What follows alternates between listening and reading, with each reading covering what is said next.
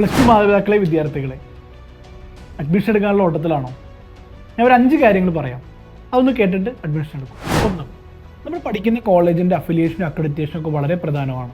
ശ്രദ്ധിക്കുക, ചില കോഴ്സുകൾക്ക് ഇൻഡിവിജ്വൽ അക്രഡിറ്റേഷൻസും ആവശ്യമാണ്. ഇത് പ്രത്യേകം ശ്രദ്ധിക്കുക, കാരണം ഓരോ വർഷവും ഇത് മാറിക്കൊണ്ടിരിക്കും.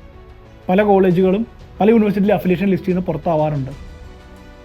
NIRF ranking, national institute ranking framework, ആ മേഖലയിൽ കോളേജിൻ്റെ റാങ്കിങ് എത്രയാണെന്ന് മനസ്സിലാക്കാൻ നിങ്ങളെ സഹായിക്കും. കേരളത്തിലാണെങ്കിൽ KIRF നിങ്ങൾക്ക് റെഫർ ചെയ്യാവുന്നതാണ്.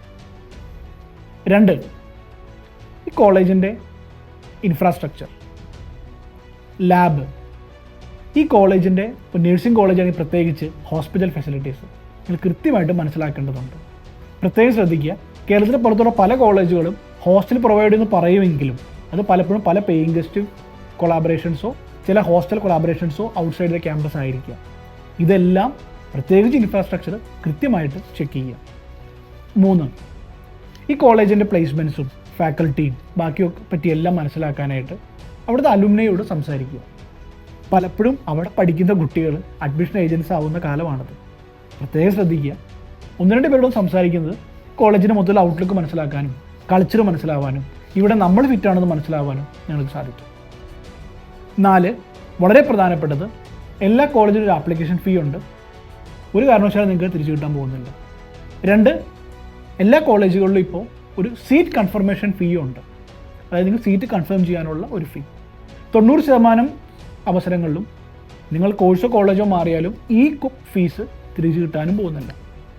അപ്പോൾ ഈ പൈസ കൊടുക്കുന്നതിന് മുമ്പ് 1 അല്ല 9 വട്ടം ആലോചിക്കുക. 5, സർട്ടിഫിക്കറ്റ്സ് കൊടുത്താൽ തിരിച്ചു കിട്ടാൻ യാതൊരു സാധ്യതയില്ല. ഇത് നിയമപ്രകാരമുള്ളതാണോ? അതെ.